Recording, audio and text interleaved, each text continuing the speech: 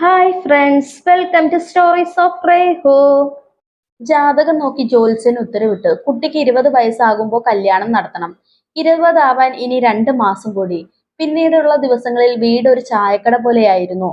അമ്മ രാവിലെ ചായയും പലഹാരവും ഉണ്ടാക്കും. കുറെ പേർ വന്ന് കഴിച്ചിട്ട് പോവും. ഒരു വ്യത്യാസം, ഒരു പ്രദർശന വസ്തു കൂടെ ഉണ്ട് ഇവിടെ ഞാൻ. അങ്ങനെ 1.5 മാസം കഴിഞ്ഞു. ജാതകം കല്യാണാലോചനകൾക്ക് ഒരു വില്ലനായി. ഞാൻ ഒരുപാട് സന്തോഷിച്ചു. എന്റെ സന്തോഷത്തിന് ആയുസ് കുറവായിരുന്നു. അന്നൊരു വെള്ളിയാഴ്ച ഒരു കാർ വീടിന് മുന്നിൽ നിർത്തി. ആർഭാടം വിളിച്ചോതുന്ന ഒരു സ്ത്രീ, കൂടെ ഒരു മധ്യവയസ്കൻ. ഭർത്താവല്ല, അത്ര പ്രായമില്ല. പിന്നെ ആരാണ്? കുറെ ആലോചിച്ചു. അപ്പോഴാണ് ചായയുമായി അമ്മ എത്തി. എന്നെ കാണാൻ വന്ന ചെക്കനായിരുന്നു അത്. ദേഷ്യം വന്നു, സങ്കടം വന്നു, എന്നോട് തന്നെ വെറുപ്പ് തോന്നി. 20 വയസ്സായ എന്നെ കെട്ടാൻ വന്നത് 38 വയസ്സുകാരനായ ഒരാൾ. വിജയ് ദേവരകൊണ്ടയൊക്കെ ക്രഷ് ആയി മനസ്സിൽ സൂക്ഷിക്കുന്ന എനിക്ക് ഈ ഒരു അബദ്ധം ഒരു തരത്തിലും അംഗീകരിച്ചു കൊടുക്കാൻ കഴിയുമായിരുന്നില്ല. എന്നാൽ ഇപ്രാവശ്യവും ജാതകം എന്റെ ലൈഫിൽ വില്ലനായി. 10-9 പൊരുത്തം. പോരാത്തതിന് ദേവൻ ഗ്രൂപ്പ്സിന്റെ ഒരേ ഒരു അവകാശി. ഒരു പാവ കണക്കെ നിന്നു കൊടുത്തു. വെള്ളിയാഴ്ച പെണ്ണ് കാണാൻ വന്ന അയാൾ ഞായറാഴ്ച എന്റെ ഭർത്താവായി. കല്യാണ ഡ്രസ്സും ഓർണമെന്റ്സും വരെ അയാളുടെ വക. എന്റെ മുഖത്ത് നിർവികാരതയായിരുന്നുവെങ്കിൽ അയാളുടെ കണ്ണുകൾ പോലും ചിരിക്കുന്ന പോലെ. കല്യാണം കഴിഞ്ഞു കാറിൽ കയറി. കരഞ്ഞില്ല, എന്തോ വെറുത്തു പോയിരുന്നു ഞാൻ അച്ഛനെയും അമ്മയും വരെ. കല്യാണം പെട്ടെന്നായതുകൊണ്ട് ഇന്ന് റിസപ്ഷൻ ഇല്ല. അതുകൊണ്ട് തന്നെ ഒരു വലിയ ആശ്വാസമായിരുന്നു. കൂടെ ഒരുങ്ങിക്കെട്ടി നിൽക്കാൻ തന്നെ ഒരു മടുപ്പാണ്. വയസ്സ് അത്രയുണ്ടെങ്കിലും കണ്ടാ പറയില്ല, ഒരു ചന്തമൊക്കെ ഉണ്ട്. കണ്ണ് ഭയങ്കര സ്പെഷ്യലായി തോന്നി. ചിരിക്കുന്ന കണ്ണുകൾ, താടിയും മീശയും ഒക്കെ അടാറ്. വായ്നോട്ടത്തിൽ എക്സ്പേർട്ട് ആയതുകൊണ്ട് ഇത്രയൊക്കെ കണ്ടുപിടിച്ചു. കോളേജിൽ ഇരുന്ന് എത്ര വായി നോക്കിയതാ ചുള്ളൻ ചെക്കന്മാരെ. അതൊക്കെ ഒരു കാലം. വയസ്സ്, അത് മാത്രമാണ് എന്റെ മുന്നിലെ തടസ്സം. അത് ആലോചിച്ചത് തന്നെ കലിപ്പ. അങ്ങനെ മുറിയിൽ ഇരിക്കുമ്പോഴാണ് mister uncle, sorry mister husband, എന്തോന്നാണാവോ പേര്. ആമി.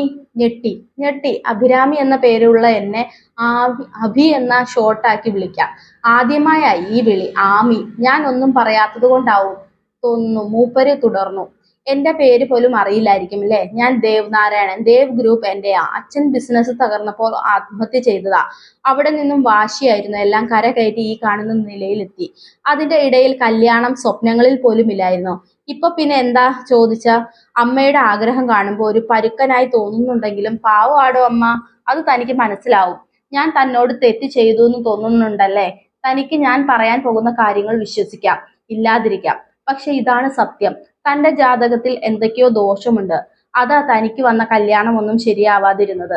അതേ ദോഷമുള്ള ജാതകമായേ ചേരൂ. എന്റെ ജാതകത്തിലും ആ ദോഷമുള്ളത് കൊണ്ടാ ചേർന്നത്. തന്റെ കല്യാണം ഇപ്പോ കഴിഞ്ഞില്ലെങ്കിൽ ജീവന് വരെ ആപത്താണ്. എനിക്ക് മനസ്സിലാവും. 18 വയസ്സ് ഡിഫറൻസ് ഉള്ള ഒരാളെ വിവാഹം ചെയ്യാൻ തനിക്ക് ഇഷ്ടമാവില്ല. ഞാനും കുറെ പറഞ്ഞു നോക്കിയതാ. പിന്നെ നമ്മുടെ വീട്ടുകാരുടെ കണ്ണീരിന് മുന്നിലും പിന്നെ എന്തോ തന്നെയും ഇഷ്ടമായി. വേണ്ടാന്ന് വെക്കാൻ തോന്നിയില്ല. വീണ്ടും ഞെട്ടി. അതും അടിപൊളി ഞെട്ടൽ. കരഞ്ഞുപോയി ഞാൻ. ഇത്രയും പ്രശ്നമുണ്ടായിരുന്നോ? ഞാൻ ഒന്നും അറിഞ്ഞില്ലല്ലോ ദൈവമേ. ഹേയ്, താൻ കരയണ്ട. It's okay. തനിക്ക് അഡ്ജസ്റ്റ് ചെയ്യാൻ പറ്റില്ല, അറിയാം. ബട്ട് തന്റെ ജീവൻ ഇപ്പോൾ എനിക്കും വലുതാണ്.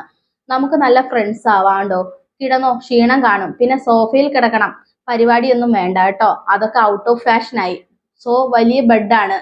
ഞാൻ തന്നെ ഡിസ്റ്റർബ് ചെയ്യില്ല. എന്ത് മനുഷ്യനാ കർത്താവേ ഇങ്ങേര്. ഇത്രയും പാവമായിരുന്നു. ഷെ, എന്തൊക്കെ വിചാരിച്ചു കൂട്ടി. ഓടിപ്പോയി ഫ്രഷായി ബാഗിൽ നിന്നും പൈജാമാസ് എടുത്തിട്ട് പുറത്തു വന്നു. ബെഡിൽ ഇരുന്ന് ലാപ്ടോപ്പിൽ കുത്തുന്ന മൂപ്പര് എന്നെ നോക്കി ചിരിക്കാൻ തുടങ്ങി. എന്താ ചിരിക്കണേ? നിന്റെ വേഷം കണ്ട് ചിരിച്ചു പോയതാ. എന്താ, കൊള്ളില്ലേ? നല്ലതാണല്ലോ. ഇതിപ്പോ പൂച്ചയല്ലേ, ഇതിൽ ഇനി കുറെ ആനിമേഷൻ ഉള്ളതുണ്ട്. ആഹാ, കൊള്ളാം, ക്യൂട്ടാണ്. അവൻ ഒന്ന് പുഞ്ചിരിച്ചു കണ്ണ് ചിമ്മി പറഞ്ഞു. ആ, അത് എനിക്കറിയാം ഞാൻ ക്യൂട്ടാണെന്ന്. ആഹാ, എന്നാ എന്റെ ക്യൂട്ട് ബേബി വന്ന് ഉറങ്ങിക്കോ, ലേറ്റായി. ഓക്കേ. വന്നു കിടന്നു. ഉറക്കം വന്നില്ല. ആലോചിക്കുകയായിരുന്നു. ദേഷ്യമായിരുന്നു, വെറുപ്പായിരുന്നു. കുറച്ചു മുന്നേ സംസാരിക്കുന്നവരെ.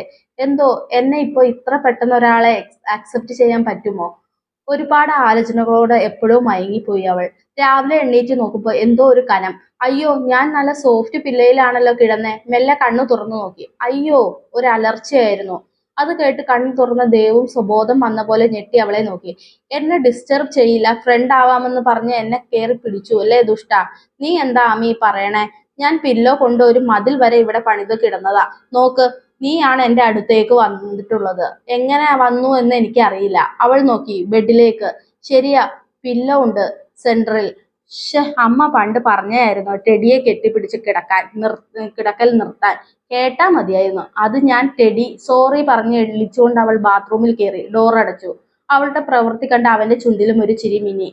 പിന്നീട് അവൾ അറിയുകയായിരുന്നു ആ അമ്മയുടെ സ്നേഹം. Don't judge a book by its cover. പറയണ പോലെ don't judge someone by their pretty face. അവൾ ആലോചിക്കാതിരുന്നില്ല. രാവിലെ ഓഫീസിൽ പോയ ദേവ് വൈകിട്ട് എത്തുമ്പോൾ കയ്യിൽ ഒരു വലിയ ടെഡി ഉണ്ടായിരുന്നു. അവൾ അത്ഭുതത്തോടെ ആ മനുഷ്യനെ നോക്കി നിന്നുപോയി. എന്നാൽ അന്ന് രാത്രിയും ടെഡിയെ പോലും നിഷ്കരണം തള്ളിക്കൊണ്ട് ആമി ദേവിന്റെ നെഞ്ചിൽ ചേർന്നിരുന്നു. രാവിലെ ആവുമ്പോഴേക്കും ആദ്യമൊക്കെ ചമ്മൽ തോന്നിയെങ്കിലും പിന്നെ രണ്ടുപേരും അത് കാര്യമാക്കിയില്ല. അവർ അറിയാതെ അത് ആ സാമീപ്യം ആസ്വദിച്ചിരുന്നിരിക്കാം. ആമി അറിയുകയായിരുന്നു ദേവ് എന്ന പെർഫെക്റ്റ് മകനെ, കെയറിംഗ് ഹസ്ബൻഡിനെ, ഒരു കൊച്ചു കുഞ്ഞിനെ പോലെ അവളെ അവൻ നോക്കിയിരുന്നത്. അങ്ങനെ ഒരു ദിവസം അവൻ റൂമിലേക്ക് വരുമ്പോൾ ആമി എന്തോ ആലോചിച്ച് നഖവും കടിച്ചിരിക്കുകയായിരുന്നു. കുഞ്ഞാ, എന്താ ഇത്ര ആലോചന? അതില്ലേ ദേവേട്ട, എന്റെ BBA കഴിഞ്ഞുല്ലോ, ഇനി MBA ചെയ്താലോന്ന് ആലോചിക്കുക. അതാവുമ്പോ എന്റെ ബുദ്ധിപരമായ പല ഐഡിയകളും നമ്മുടെ ബിസിനസ്സിൽ ഉപയോഗിക്കാലോ. പൊട്ടി വന്ന ചിരി കടിച്ചമർത്തി അവൻ പറഞ്ഞു. പിന്നെന്താ, അത് നമുക്ക് ആലോചിക്കാം. പിന്നെയാണ് അവൾ തന്നെ വിളിച്ചത് ഓർക്കുന്നത്. ദേവേട്ടൻ, ഇന്ന് വരെ നിങ്ങൾ അതെ എന്നൊക്കെയായിരുന്നു വിളിച്ചിരുന്നത്. അവൾക്ക് വന്ന മാറ്റം അവനെ കൂടുതൽ സന്തോഷിപ്പിച്ചു. ആ ആമിക്കുട്ട, എന്റെ ബാഗ് ഒക്കെ ഒന്ന് പാക്ക് ചെയ്യണം, സഹായിക്കാമോ? അയ്യോ, നാട് വിട്ടു പോകുവാണോ എന്നെ കൂടാതെ? അല്ലടോ, ഒരു ബിസിനസ് മീറ്റിംഗ് ഉണ്ട് സിംഗപ്പൂർ വെച്ച്, 1 വീക്ക്. നാളെ ഏർലി മോർണിംഗ് പോണം. ആണോ? എന്നാൽ നമുക്ക് പാക്കലാം. അങ്ങനെ അവർ പാക്ക് ചെയ്ത് കിടന്നു. ഇപ്പൊ കിടക്കുമ്പോ തന്നെ ആമി ദേവന്റെ നെഞ്ചിൽ കയറും. രാത്രി ബുദ്ധിമുട്ടണ്ടല്ലോ. അങ്ങനെ ദേവൻ പോയി. അവന് ഭയങ്കര വിഷമമുണ്ടായിരുന്നു. അമ്മയെയും മാമിയെയും കാണാതെ ഒരാഴ്ച. ആമിക്കും അവൻ പോയപ്പോ തൊട്ട് ഒരു മിസ്സിംഗ് ഫീൽ ചെയ്തു. രാത്രി കിടക്കുമ്പോ അവന്റെ നെഞ്ചിന്റെ താളവും കൈകളുടെ ചൂടും ഇല്ലാതെ അവൾ വീർപ്പുമുട്ടി. ഓരോ ദിവസവും അവൾ അറിയുകയായിരുന്നു അവൻ തനിക്ക് ആരാണെന്നും. അവന്റെ ആമിക്കുട്ട, വാവേ, കുഞ്ഞ എന്ന വിളികൾ ഇല്ലാതെ, കൊഞ്ചിക്കലും കെയറിങ്ങും ഇല്ലാതെ, അവന്റെ സാന്നിധ്യമില്ലാതെ, ശബ്ദം കേൾക്കാതെ, അവന്റെ ചിരിക്കുന്ന കണ്ണുകളും കുസൃതി ചിരിയും കാണാതെ, അവനോട് വഴക്കിടാതെ, കുറുമ്പ് കാണിക്കാതെ അവൾക്ക് ശ്വാസം മുട്ടാൻ തുടങ്ങി. പേരറിയാത്ത ഈ നൊമ്പരത്തെ പ്രണയം എന്ന് വിളിച്ചു. അവൾ അറിയുകയായിരുന്നു പ്രായത്തിന്റെ അതിർവരമ്പുകൾ കടന്നുകൊണ്ട് അവൾ അവനെ പ്രണയിക്കാൻ തുടങ്ങിയിരിക്കുന്നു, അംഗീകരിക്കാൻ തുടങ്ങിയിരിക്കുന്നു. അങ്ങനെ കാത്തിരിപ്പിനൊടുവിൽ അവൻ എത്തുന്ന ദിവസം എത്തി. ഒരാഴ്ചയ്ക്ക് ശേഷം അവൾ ഭയങ്കര സന്തോഷത്തിലായിരുന്നു. കുറച്ച് പക്വത തോന്നാൻ സാരി ഉടുക്കാമെന്ന് വിചാരിച്ചു. അപ്പോഴാണ് അവൾ ഓർക്കുന്നത് കല്യാണ സാരിയും പിന്നെ ഒരു സെറ്റും മുണ്ടും മാത്രമേ ഉള്ളൂ. അത് പുതിയൊരു തുടക്കമാവാൻ അവൾ സെറ്റും മുണ്ടും ഉടുക്കാമെന്ന് തീരുമാനിച്ചു. സെറ്റും മുണ്ടും ദേവന്റെ ഷെൽഫിലായതുകൊണ്ട് അത് തുറന്നു നോക്കുന്നതിനിടയിൽ വളരെ ഭംഗിയുള്ള ഒരു ഡയറി അവളുടെ കണ്ണിൽ പെട്ടു. ഇത് ഞാനിവിടെ കണ്ടിട്ടില്ലല്ലോ എന്നാലോചിച്ച് അവൾ അത് തുറന്നു നോക്കി. അവൾ അത്ഭുതപ്പെട്ടുപോയി. അന്ന് ദേവൻ പെണ്ണ് കാണാൻ വന്നപ്പോഴുള്ള തന്റെ രൂപം അവൻ അതുപോലെ ആ താളുകളിൽ വരച്ചിട്ടുണ്ട്. അതുപോലെ വരച്ചതുപോലെ തന്നെ ദേവൻ വരയ്ക്കുമെന്ന അറിവ് അവൾക്ക് പുതുതായിരുന്നു. അതിലും അവളെ ആകർഷിച്ചത് താഴെ നല്ല ഭംഗിയിൽ കോറിയിട്ട ആ വരികളാണ്. പ്രണയം, പ്രാണൻ, എന്റെ ആമി. അവളുടെ കണ്ണുകൾ നിറഞ്ഞു. ബാക്കി അറിയാനുള്ള ആകാംക്ഷ ഉടലെടുത്തപ്പോൾ അവൾ വേഗം പേജ് മറിച്ചു. അതിലെ ഓരോ വാക്കിലൂടെയും കണ്ണു പായിച്ചു. എന്റെ ആമിക്ക് നിന്റെ കാതിൽ വന്ന് മെല്ലെ മൂളാൻ കാലങ്ങൾ നീണ്ട പ്രണയകഥ എന്നിലില്ല പെണ്ണെ. പക്ഷെ പറയുവാനുണ്ട്. ഏറെ കരിഞ്ഞു ഉണങ്ങാൻ തുടങ്ങിയ ഒരു മരത്തിൽ കൂടുകൂട്ടിയ ആ മരത്തിന് വസന്തം തിരികെ നൽകിയ ഒരു കഥ. അസ്തമിച്ചു പോയ എന്നിലെ യൗവനത്തെ തിരികെ നൽകിയ ഒരു കുറുമ്പിയോടുള്ള പ്രണയത്തിന്റെ കഥ. എന്നിൽ വീണ്ടും ചിരിയും കുറുമ്പും കടലോളം പ്രണയവും നിറച്ച എന്റെ ആമയോടുള്ള അടങ്ങാത്ത സ്നേഹത്തിന്റെ കഥ. അറിയാം പെണ്ണെ, നമ്മൾ തമ്മിലുള്ള കാലങ്ങളുടെ വ്യത്യാസത്തിൽ എന്റെ പ്രണയം ചിലപ്പോൾ തോറ്റുപോകുമെന്ന്. എങ്കിലും ഞാൻ പ്രതീക്ഷിക്കും, കാത്തിരിക്കും നിനക്കായി, നിന്റെ സന്തോഷങ്ങൾക്ക് വേണ്ടി. നിന്നെ വേണ്ടാന്ന് വെക്കാൻ തയ്യാറായിരുന്നു പെണ്ണെ ഞാൻ.